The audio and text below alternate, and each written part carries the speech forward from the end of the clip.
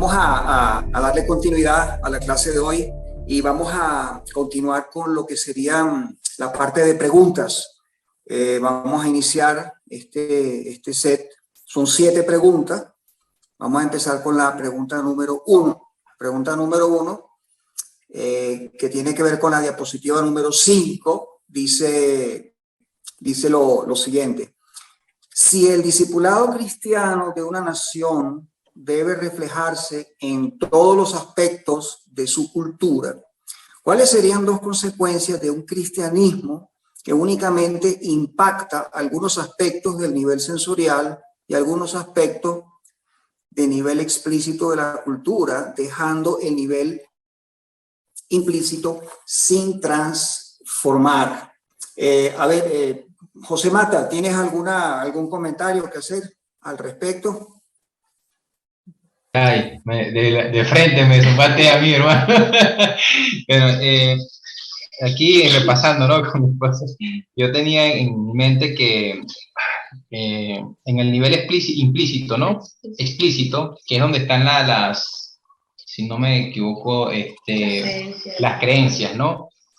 Y, o sea, y el nivel sensorial, que es donde está lo que se percibe. Lo que se percibe. Yo puse, habría una reacción agresiva si primero no comenzamos por el nivel implícito. O sea, ¿por qué? Si no hay un discipulado en el nivel implícito, no habrá creencias y valores que se reflejen en la sociedad. Entonces, yo puse una cita de César Vidal, que una vez comentaba de que no es el país ni el paisaje, sino el paisanaje. Entonces, recordando, ¿no? Me llamaba la atención porque, o sea, nosotros no podemos ir de frente a una sociedad si primeramente no comenzamos por si dejamos de lado la manera implícita. Claro, que es la manera del discipulado, ¿no? Que es la manera del discipulado. O sea, y me traía reflexión de que si nosotros vamos de frente a lo que es la sociedad, hacer un cambio radical, yo por mi parte debería traer una reacción agresiva. Entonces, yo creo que en este caso debería haber un discipulado, primeramente, para que la gente pueda entender y así va a haber un cambio en la parte sensorial, ¿no? Y explícito. Entonces, sí, más que todo traía a la mente eso porque por más que nosotros queramos un cambio, y en esta parte yo que aumentaba más que todo en la parte de gobierno, porque es la que yo más que todo en la parte política, de nada vale hacer un cambio radical, por ejemplo, de sistema, en lo económico y político, si la parte sensorial, que son las personas, ¿no? En la parte de las personas no hay un cambio de discipulado. Entonces, más que todo traía o sea, entendí de esa parte, ¿no? Entonces, sí, más que todo quería comentar eso. Lo primero es que, si ustedes se dan cuenta, el mensaje del evangelio entra por el nivel explícito. No puede entrar por el nivel implícito, sino que entra por el explícito, pero tiene que ir dirigido como si fuera a hacer una perforación para transformar el nivel implícito. Porque cuando transforma el nivel implícito, entonces emana como si fuera el petróleo cuando lo perforan, que sale hacia la superficie, condiciona los rituales, los patrones de conducta y la forma institucional de la sociedad. Aplicando el ejemplo de José, las estructuras políticas reflejan los valores de la gente que son gobernados. Si los valores de las personas que son gobernados incluyen como viabilidad la corrupción, entonces las estructuras políticas y económicas van a reflejar corrupción necesariamente, porque eso está en el nivel implícito, que es el controlador. Entonces, lo interesante nosotros entender es que el evangelio penetra como una creencia, pero en vez de nosotros dirigirlo hacia arriba, hacia rituales y comportamientos, hay que dirigirlo hacia la base estructural de las convicciones de las personas en su corazón. Porque una vez que se asientan allá abajo, entonces permean el conjunto y se expresan en los niveles sensoriales. Para poder impactar el nivel sensorial, hay que impactar el nivel implícito, pero no se puede accesar el nivel implícito directamente, sino que es a través de conversaciones, de ideas, de compartir creencias. Pero no, de la creencia no debe llevar a patrones de conducta y dejarlo ahí. Es decir, hacia arriba en el dibujo, sino que tiene que entrar por el medio hacia abajo. Y una vez que transforma hacia abajo, desde el abajo fluye hacia los otros niveles de una manera consistente y coherente. Vamos a pasar a la segunda pregunta. Dice así, va con la diapositiva número 6. Si dentro de una misma cosmovisión general, es decir, animismo, secularismo, teísmo bíblico, pueden existir diversas variantes de la misma, ¿podría usted enumerar 3 variantes del teísmo bíblico que hayan aparecido en la historia del cristianismo? ¿Qué implicaciones tiene este hecho para el discipulado de las naciones? Pueden ver varias manifestaciones, varios tipos, ¿no? Ninguno de ellos alcanza la pureza, ¿no?, del 100%. Podemos ver el catolicismo romano, también podríamos ver el protestantismo ya después de la Reforma. También podríamos mencionar el gnosticismo evangélico. O sea que cada una de esas variantes que tú enumeraste ha producido un tipo de subcultura cristiana con sus características. Eso es lo importante. Entonces, algunas sobre todo el calvinismo, tuvo un impacto transformador en las naciones donde se ha aplicado, que es lo que da evidencia de su coherencia con y pureza respecto de la revelación bíblica. Las otras variantes, aunque son teístas cristianas, como el catolicismo romano, produjo la cultura de la Edad Media europea, que tenía muchos elementos, inclusive animistas, y elementos de hasta brujería dentro de eso, mucho fetichismo, etcétera. Y el gnosticismo evangélico, ese dualismo evangélico contemporáneo, ha producido un tipo de cristianismo y una influencia en la sociedad que no están alineados con los mejores propósitos de las escrituras. O sea, cuando hablamos de teísmo bíblico, tenemos que irnos todavía a una categorización de cuál versión, cuál variante del teísmo bíblico deseamos para discipular a las personas. Ok, o sea, teísmo bíblico, la mayoría de las corrientes cristianas, desde la versión ortodoxa griega, católico romana, protestante o evangélica contemporánea, cada variante tiene, si usamos el esquema que estamos proponiendo, tiene sus símbolos sensoriales y sus manifestaciones, y no todas ellas han producido condiciones en la sociedad beneficiosas para los seres humanos. Algunos beneficios, pero hay algunas que sus beneficios han sido mucho más tangibles para el conjunto de la sociedad y de las instituciones. Entre ellas, la corriente reformada suiza del calvinismo. Vamos a la pregunta número 3. Tiene que ver con la diapositiva número 7. Dice así: si las instituciones sociales de una nación, es decir, gobierno, educación, iglesias, negocios, son elementos influenciadores en los patrones del carácter y los patrones de conducta de la población, ¿cómo deberíamos proceder para discipular a nivel de tales instituciones? Buenas noches, hermanos.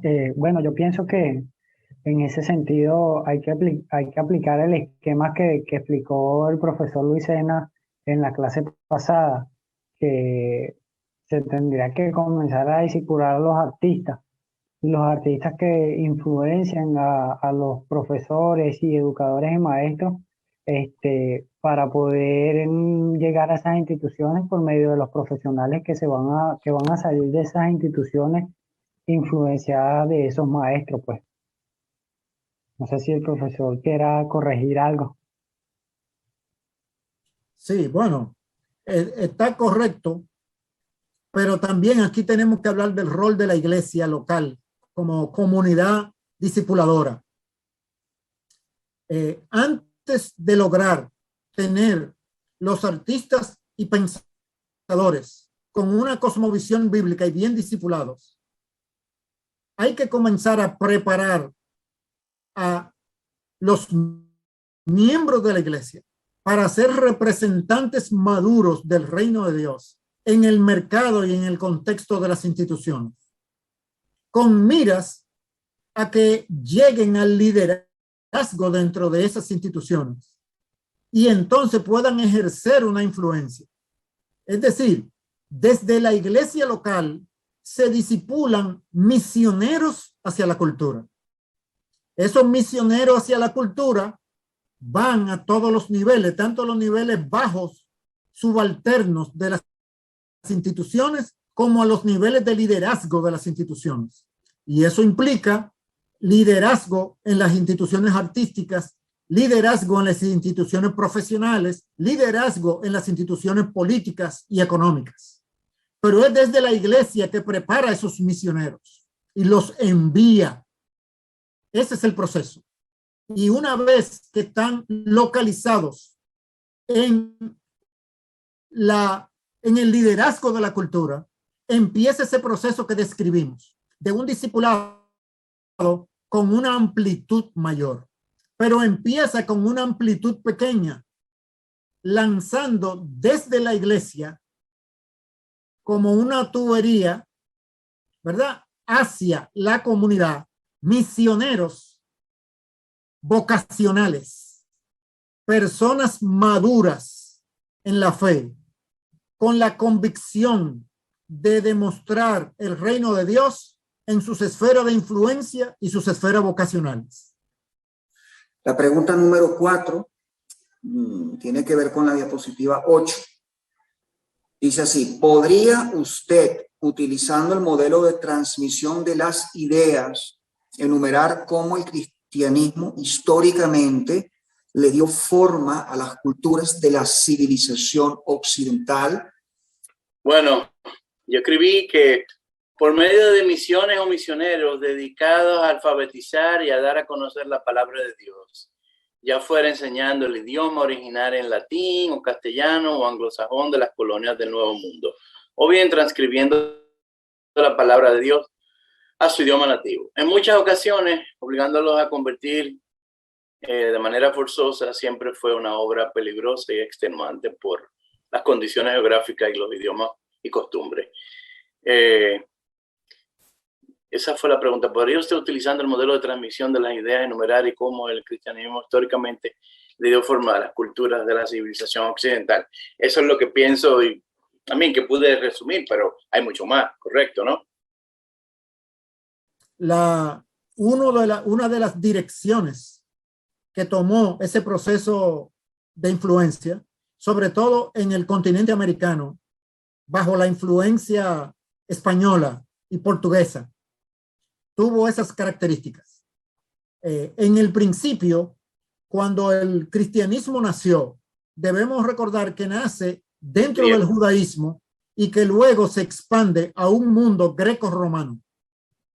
En ese mundo greco-romano se expande geográficamente y por medio de las misiones enviadas por la Iglesia Católica en ese tiempo, llegan a lugares como las Islas Británicas, la India, y a medida que crecía, por ejemplo, la Edad Media, llega hasta el lejano oriente, a los imperios de Mongolia, y inclusive el emperador de China en un momento solicitó al Vaticano que le enviara misioneros para convertirse todo el imperio al cristianismo.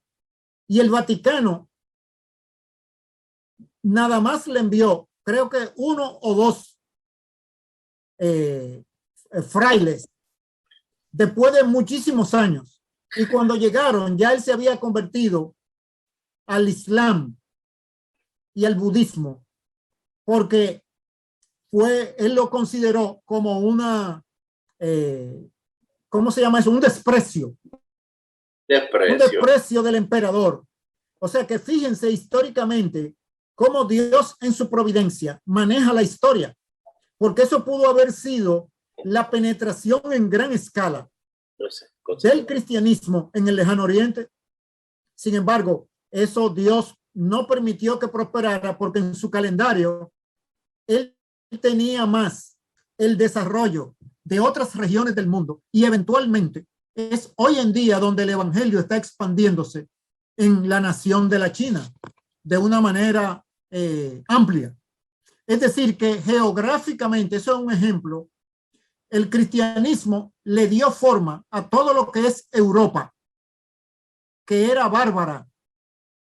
Al momento de lanzar el cristianismo, Europa fue civilizada por el cristianismo. La transformación de las tribus bárbaras al norte del Imperio Romano y del Imperio Romano en sí, al transformarse en la civilización que nosotros conocemos, europea, fue un proceso de expansión del cristianismo. Y eso se exportó a Norteamérica, a Centroamérica y Suramérica a partir de la visión católico-romana, pero también al lejano oriente sur de Australia y Nueva Zelanda como expansión de la cultura europea británica.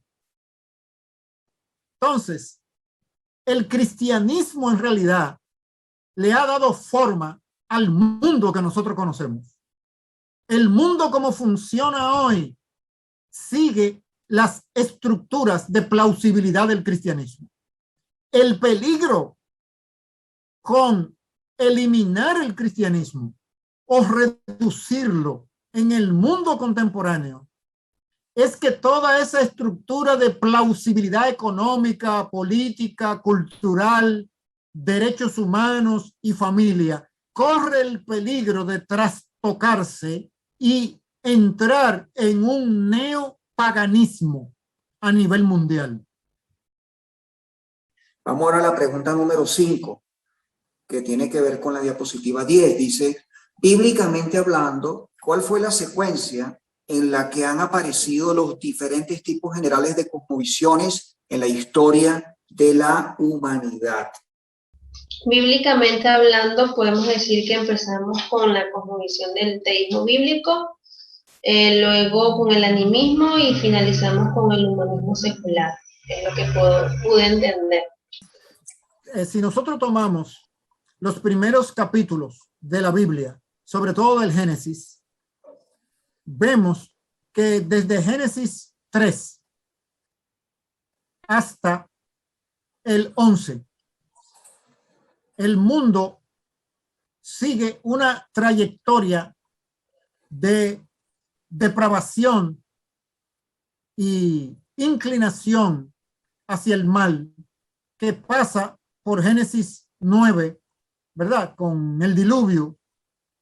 Quiere decir que la tendencia civilizatoria humana fue hacia el animismo que tiene su cúspide en Babel, Hebreos 11. Es en Génesis 12, donde Dios llama a Abraham a la formación de una nación y de una familia a través de la cual el teísmo bíblico entra en el mundo. Y luego, en el desarrollo histórico, cuando llegamos al siglo XVIII, bueno, primero en el siglo V antes de Cristo, empiezan pensamientos secularistas, materialistas, dentro de la filosofía griega, pero se quedan enmarcados en esa nación y en ese conjunto cultural. Es en el siglo XVIII, de la era, o sea, más reciente, donde esas ideas materialistas penetran en la cultura occidental que tenía consenso mayoritario cristiano y comienzan a hacer fuerza para desplazar al cristianismo. O sea que la secuencia sería animismo, producto de la caída, teísmo bíblico, producto del llamado de Dios a Abraham y la creación de la nación de Israel, y luego en el siglo XVIII, con el racionalismo de la Ilustración, el secularismo dentro de la cultura occidental. Muy bien, sí, completamente de acuerdo con esa aclaratoria, hermano. Ahora yo me hacía una pregunta, en relación a la cosmovisión.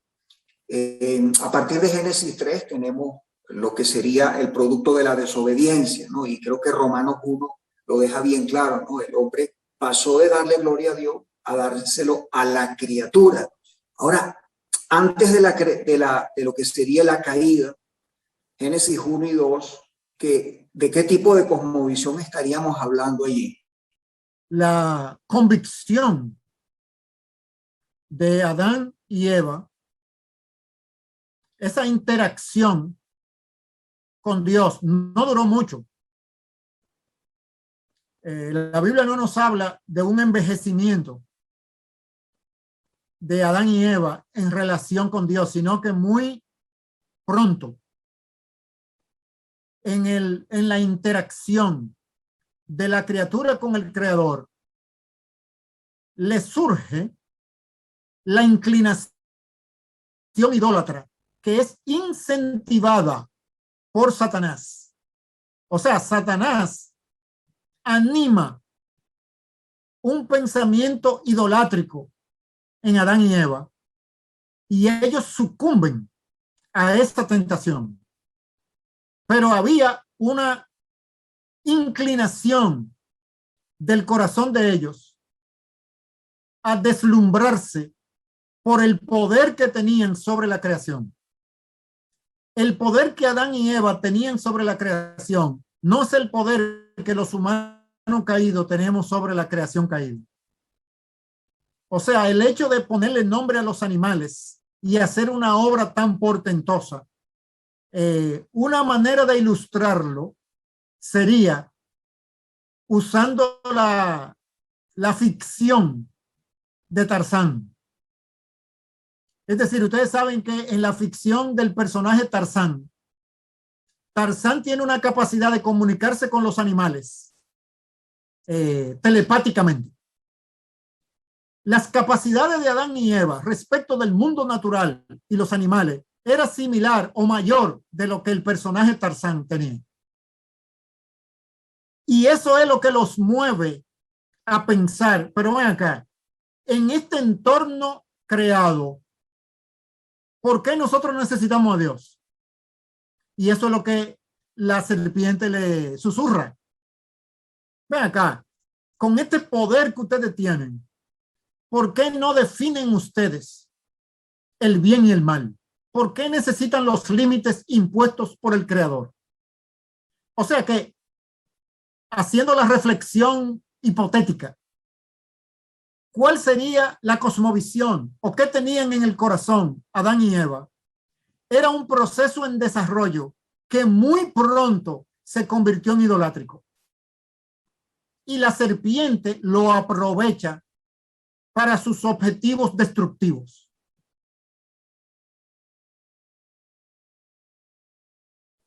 Muy bien. Bueno, sí, sí se entiende bastante bien.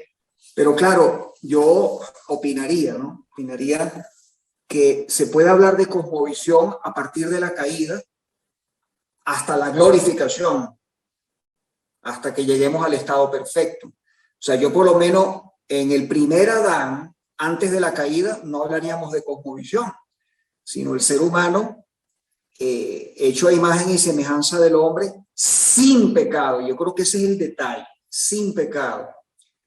Y que esa humanidad que se perdió en la caída, esa humanidad fue recuperada con Cristo.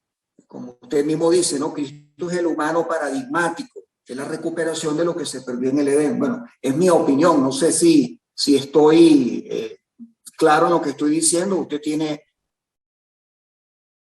No, correcto, correcto. Eso es lo que la Escritura enseña. Ese es el significado de Jesucristo. El significado esencial de Jesucristo es la recuperación de ser los humanos que Dios siempre ha querido que seamos. Y esos humanos incluyen una relación permanente con Él, que es lo que llamamos vida eterna.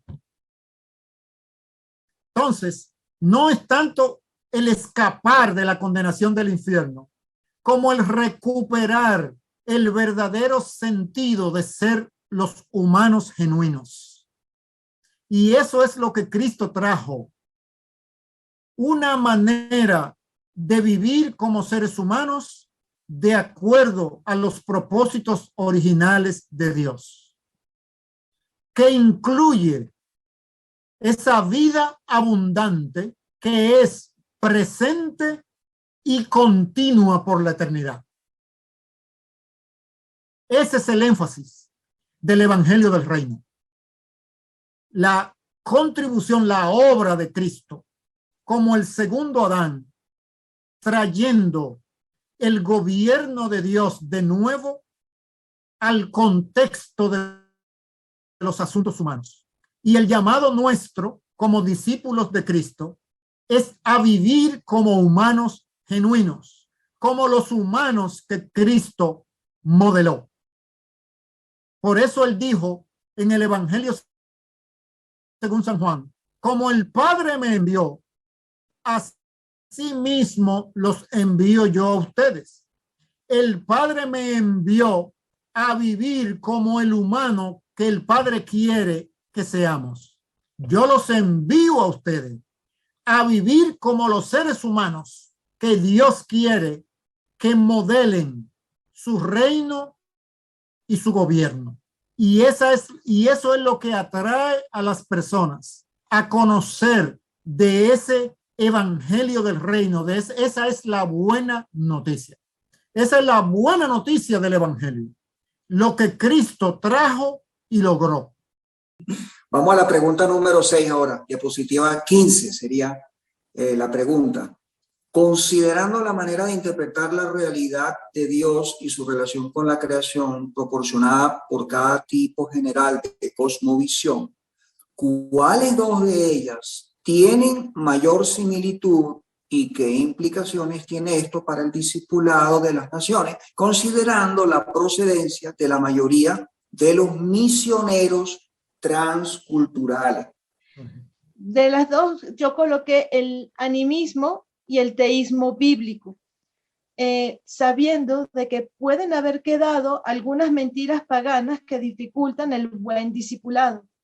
Y esto, pues muchas veces, los misioneros transculturales, al no conocer el trasfondo de dichas mentiras o costumbres, su labor de discipulado se puede ver incompleta o con poco impacto.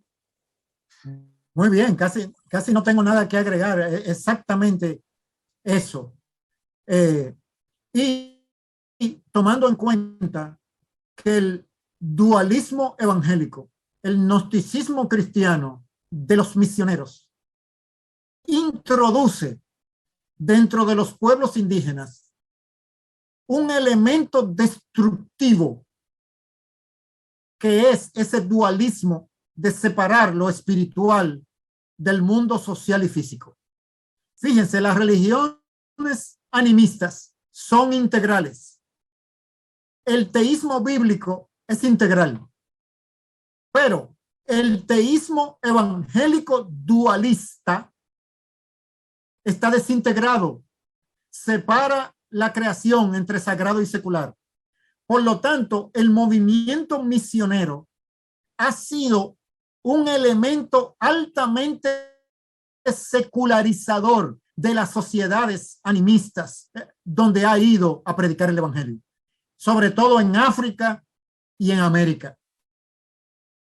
Yo no sé si ustedes se dan cuenta del daño del gnosticismo evangélico. Es decir, al no ser conscientes de ese sesgo, los misioneros han transmitido una bacteria, han transmitido una enfermedad de cosmovisión a sociedades que son integrales y que un evangelio bíblico integral encontraría fácilmente entendimiento, porque ellos no separan el mundo espiritual del mundo físico. Para las sociedades animistas, la salud, la economía y las realidades de la vida, todo tiene que ver con el mundo espiritual. En el cristianismo, la realidad de la vida tiene que ver con Dios y su reino. Entonces son bastante paralelos. Pero cuando introducimos un cristianismo dualista junto con el mensaje del evangelio, ya ese evangelio está contaminado y produce una distorsión en las culturas animistas y crea la base para la secularización eventual de esas sociedades, como lo creó para la secularización de la sociedad y la cultura occidental. O sea que decir un animismo teísta o un teísmo animista no está bien. Lo que hay que decir es que un teísmo secular o un animismo secular pudiera, o sea, se pudiera acuñar ese término. No, un animismo secular no. No, un teísmo secular. Exacto, secularizado. Secularizado. Eso es lo que nosotros tenemos. Porque yo dije opinión, un animismo teísta, pero no, porque ambos ven la realidad o sea, integrada, ¿no? Exactamente. Okay. Por eso es que nosotros tenemos que tener un evangelio integral, sí, para que cuando llevamos el evangelio a personas animistas, no hacerles el daño de crear esa cuña, de crear esa grieta que distorsiona un aspecto importante y positivo de su cultura y de su cosmovisión, que es integrada con la realidad. O sea, integra los elementos espirituales y naturales, los distorsiona, pero los tiene integrados. El cristianismo contemporáneo los tiene desintegrados en sagrado y secular. Eso no es propio de la Biblia, eso es propio del evangelicalismo contemporáneo. Es una deformación del teísmo bíblico. Por eso muchos lo llaman gnosticismo evangélico, cristianismo secularizado o teísmo secularizado, pudiéramos también utilizar ese término. Pregunta número 7, diapositiva 16, 19, 16 a la 19, las últimas. Dice, de acuerdo a la diferencia entre los conceptos de cosmovisión, teología y filosofía, ¿cuál es el valor esencial de hacer explícitos los particulares de la cosmovisión bíblica para el proceso de discipulado de las naciones? ¿Qué sucede si dicha cosmovisión no es bien delineada según las escrituras? Sí, esa pregunta se me hizo un poco difícil, pero la logramos creo que sacar de la síntesis tomada del video de la lección 3, repito, del minuto 5 hacia adelante, que bueno, particularmente yo puse, primero se tiene que evitar una fragmentación en la persona, o sea, de dicha materia, ¿no? Segundo, se describe la estructura de la personalidad, o sea, de la personalidad. Tercero, ayuda a comprender la diversidad de las ideas, fenómenos a nuestro alrededor con respecto a la creación natural. Entonces yo puse, ¿qué sucede si dicha cosmovisión no está alineada en las escrituras? Bueno, hay una degeneración en la sociedad por su tipo de cosmovisión. Entonces sí, más que todo esa pregunta sí se me hizo un poco difícil. Creo que a mi esposa sobre también. todo por la parte donde, y perdóname que me metí. No, no hay problema. Sobre todo por la parte de cuando nos dicen cómo hacer, cuál es el valor esencial de hacer explícitos los particulares de la cosmovisión bíblica. Esos explícitos de los particulares de la cosmovisión bíblica, nosotros decimos cuál es, y entonces fue, no sé si estamos equivocados, que gracias, nos pueden corregir acá. Vimos nuevamente el video de la lección 3 y usted hace como un comentario sobre los explícitos de los particulares, y ahí fue donde pudimos como que entender eso.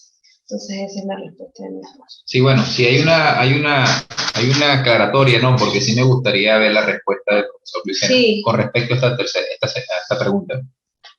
Sí, el punto es que como la cosmovisión es plataforma de la teología y de la filosofía, quiere decir que una teología sobre la base de una cosmovisión fragmentada va a ser una teología deformada. Por lo tanto, va a llevar a una práctica de iglesia disfuncional. Como la cosmovisión es la plataforma de la filosofía que es abarcadora en términos de definir la realidad, los conceptos que sirven de base a las instituciones de una cultura van a quedar deformados debido a la fragmentación de la cosmovisión.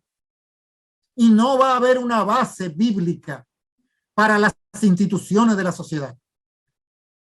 Porque tanto la filosofía que está describiendo la totalidad de la creación, como la teología que está definiendo y dándole forma y significado a la revelación bíblica, están controladas por una cosmovisión fragmentada, por una cosmovisión que no está alineada al reino de Dios y a la revelación bíblica.